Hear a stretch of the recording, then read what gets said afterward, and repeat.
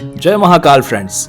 Incredible India के credible places को explore करने की कड़ी में हम पहुंचे हैं उज्जैन और पिछले एपिसोड में हमने दर्शन किए श्री महाकालेश्वर जी के और इस एपिसोड में हम एक्सप्लोर करने वाले हैं भगवान काल भैरव के, जहां पे मदिरा पानी की तरह बहती है और शिव का एक निराला स्वरूप यहां देखने को मिलता है। तो चलिए जानते हैं इस मंदिर के गौरवशाली इतिहास और रहस्यमयी परंपराओं को। फ्रेंड्स, मंदिर सुबह 4 बजे से रात को 1 बजे तक खुला रहता है। यहाँ विशेष आरती सुबह 4 बजे और शाम को 7 बजे होती है। मंदिर में प्रवेश करते ही एक अलग ही ऊर्जा का अनुभव होता है। धूप, अगरबत्ती की सुगंध और घंटियों की आवाज मन को शांत कर देती है। आप मानकर चलें कि यहाँ दर्शन से कहीं ज्यादा का अनुभव मिलेगा। और ऐसा भी कहा जाता है कि इस मंदिर के दर्शन के बिना महाकाल बाबा के दर्शन पूरे नहीं होते। ये रहस्यात्मक मंदिर उज्जैन जंक्शन से लगभग 4 किलोमीटर की दूरी पर स्थित है। आप टैक्सी, ऑटो या रिक्शा लेकर यहाँ आसानी से पहुँच सकते हैं। रास्ता आपको शहर की हलचल से निकालकर एक रहस्यमयी माहौल में ले जाएगा। धार्मिक मान्यताओं के अनुसार काल भैरव को ये आशीर्वाद प्राप्त है कि भगवान शिव से पहले उनकी पूजा की जाए। मंदिर के बाहर ही पूजा सामग्री की दुकान सजी हुई रहती है, जहाँ पे हर तरह की शराब आपको देखने को मिल सकती है। भगवान काल भैरव को ग्रहों की बाधाओं को दूर करने के लिए जाना जाता है। विशेष रूप से जन्म कुंडली में राहु दोष से पीड़ित व्यक्ति यहाँ आके बाबा काल भैरव को मदिरा अर्पित कर अपने कष्टों से मुक्ति पा सकते हैं। कहा जाता है कि 8वीं और 9वीं शताब्दी के बीच अवतरित हुआ यहाँ का मंदिर भगवान शिव के उग्र रूप काल भैरव को समर्पित है। भैरव शब्द का मतलब है भय का हरण करने वाला, पर अनोखी बात यह है कि उनकी मूर्ति भयंकर लगने के बजाय बेहद शांत और अति सुंदर शाही पोशाक में विराजमान है। यह भी मान्यता है कि वे तंत्र साधना में महत्वपूर्ण भूमिका भी निभाते हैं, जिससे मंदिर को एक अलग ही रहस्यमयता मिलती है। फ्रेंड्स, जब हम इस मंदिर के बारे में और भी ज्यादा खोजने के लिए उत्सुक हुए तो हमें एक अनोखी और अज्ञात कहानी का भी खुलासा हुआ। अब आते हैं उस अनोखी परंपरा की बात पर, जहाँ पे शराब का भोग लगाया जाता है। एक लोक कथा के अनुसार एक बार जब माता पार्वती को प्यास लगी, तब भगवान शिव ने अपने त्रिशूल को जमीन में छुआया और वहां से मदिरा प्रकट हुई। मां ने उसका सेवन नहीं किया, लेकिन माना जाता है कि काल भैरव को ये मदिरा बहुत प्रिय है, इसलिए आज भी भक्त उन्हें शराब चढ़ाते हैं, जो मंदिर की एक खास पहचान बन गई है। अगर आपको शराब जैसी चीजों से परहेज है तो शराब का भोग यहाँ पे वैकल्पिक है। अपनी इच्छा अनुसार फूल, नारियल या मिठाई भी चढ़ा सकते हैं। मंदिर के ठीक बाजू में एक कुंड है जिसे सिद्ध वट कहते हैं। ऐसी मान्यता है कि इसमें स्नान करने से मनचाही इच्छा पूरी होती है और यहाँ भक्तों के लिए धर्मशाला भी मौजूद है, जहाँ आप रुक सकते हैं। मंदिर के आसपास का बाजार स्मृति चिन्हों से भरा हुआ है, जहाँ आप खरीदारी भी कर सकते हैं। इसके अलावा उज्जैन दर्शन के लिए आप बस का ऑप्शन भी चूज कर सकते हैं, जो कि बहुत ही अफोर्डेबल होता है और देवास गेट से सुबह 7 बजे और दोपहर 12 बजे से यहाँ से बस निकलती है। इसके अलावा आप ऑटो, प्राइवेट टैक्सी का भी यूज कर सकते हैं। उज्जैन में कई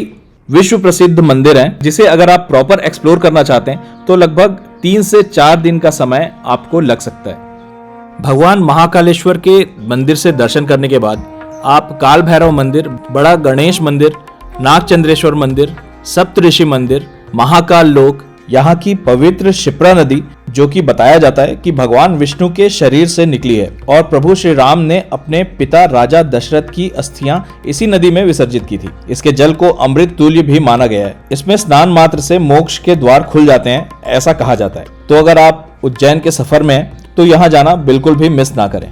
हर शाम को यहाँ पे भव्य संध्या आरती भी की जाती है। उज्जैन में माता हरसिद्धि का भी प्राचीन मंदिर है। भगवान शंकर ने स्वयं देवी चंडी को हरसिद्धि का नाम दिया था।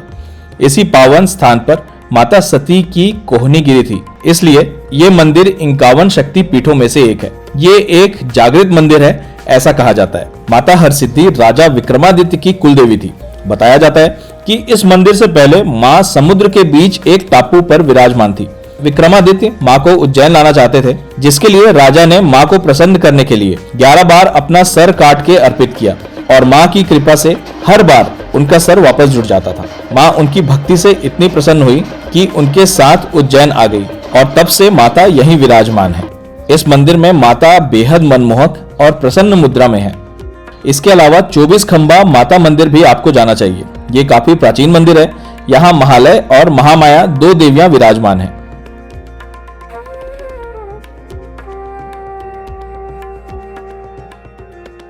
हर हर महादेव फ्रेंड्स, अभी हम हैं ऋण मुक्तेश्वर मंदिर में।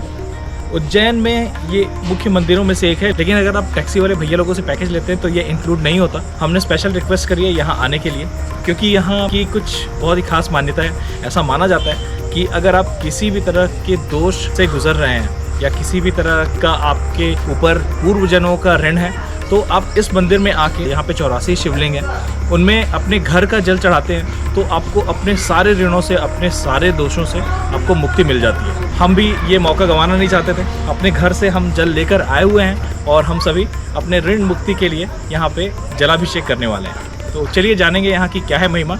बने रहिए हमारे साथ, देखते रहिए एएस एक्सप्लोर्स।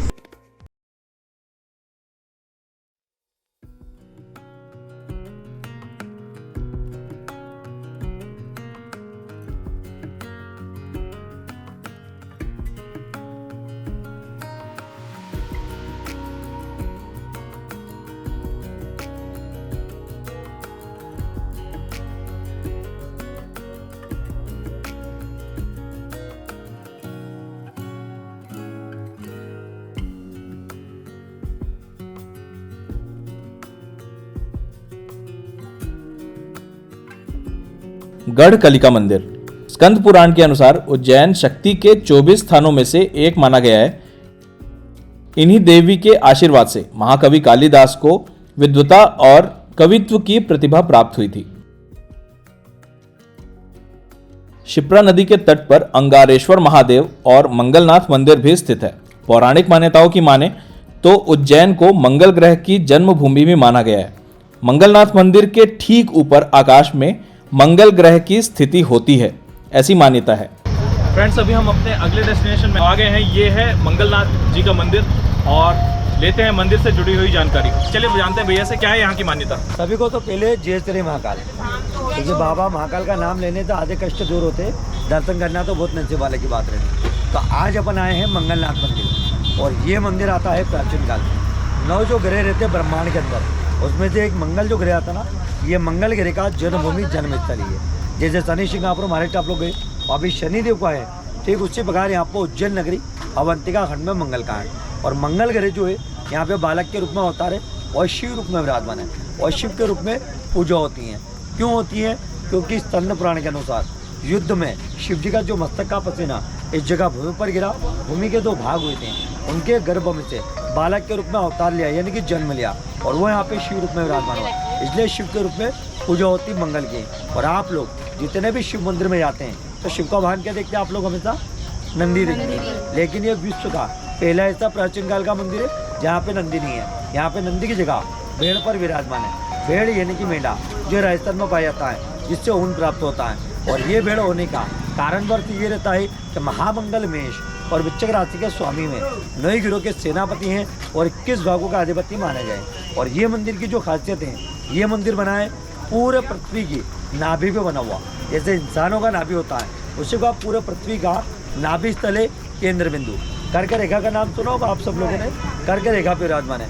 कर्क रेखा इसी मंदिर के शिखर से लिखी है। यहाँ से महाकाल से ओंकारेश्वर होती सोमनाथ मंदिर गई। और उज्जैन नगर में अगर आप आए हैं तो आपका दर्शनीय प्रसाद चढ़ावा ओनली 3 मंदिरों पे चढ़ाया जाता है, जो नाम, मन की मनोकामना और जो भी अपना गोत्र है वो उच्चारण करके चढ़ाते हैं। पहला महाकालेश्वर, जहाँ पे दूध, जल, बेलपत्र का दान होता है।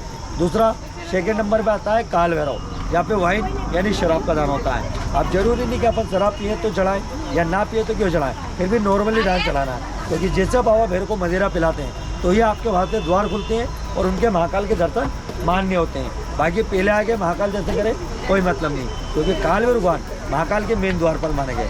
और 9 गिरोह के सेनापति महामंगल को एक पंचदान होता है और यहाँ पे पंचदान चढ़ाने से आपके महाकाल के दर्शन और उज्जैन की यात्रा सफल और पूर्ण मानी जाती है। और पंचदान में चलेगा आपका ये वाला दान होता है, जिसमें होता है आपका मेन मंगल का रत्न मूंगा, जो अपन उंगली पहनते हैं। ये मूंगा यहाँ का विशेष महत्वपूर्ण होता है चढ़ाने के लिए।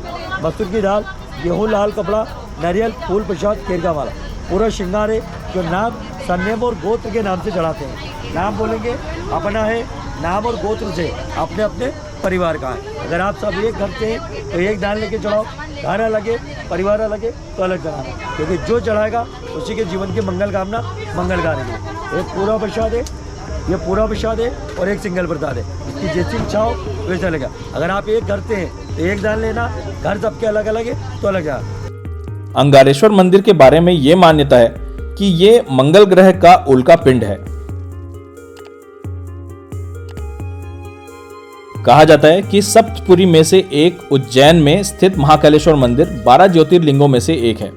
माना जाता है कि स्वयंकार प्रकट ज्योतिर्लिंग पर विराजमान भगवान शिव को यहाँ दक्षिणामूर्ति स्वरूप में पूजा जाता है। इसका डिटेल्ड वीडियो आप हमारे चैनल पर देख सकते हैं। सदियों से श्रद्धालुओं को आकर्षित करता रहा यह मंदिर अब अपने विस्तार महाकाल लोक के साथ और भी भव्य हो गया है।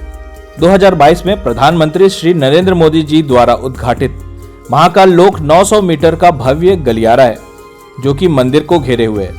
यहाँ प्रवेश करते ही आप शिव पुराण की कहानियों और भगवान शिव के विभिन्न रूपों से सजे द्वार, नंदी द्वार और पिनाकी द्वार से गुजरते हैं।